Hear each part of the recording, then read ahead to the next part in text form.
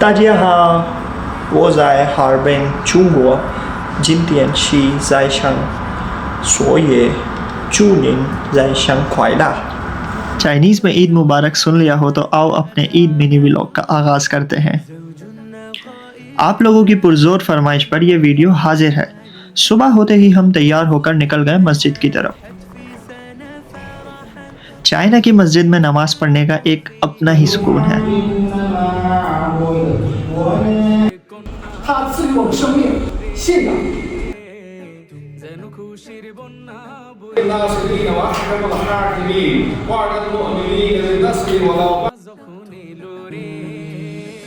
नमाज के बाद यहाँ के इमाम साहब से भी मुलाकात हुई। घर वापस आए तो पाकिस्तान की ईद बहुत याद आने लगी, तो सोचा घूमने चलते हैं। हम पहुँच गए हबीबी कुजीन, जहाँ अरबिक हलाल खाने की बहुत वैरायटीज़ थी। हमने ऑर्डर की मंदी और फासा। खाना इतना ज़्यादा था कि ख़त्म ही नहीं हुआ, तो टेक अवे करवा लिया। लेकिन जैसे ही बाहर निकले हार्बिन में तेज़ बारिश शुरू हो गई, तो फ़ौरन भागकर मेट्रो पकड़ी और घर पहुँचे।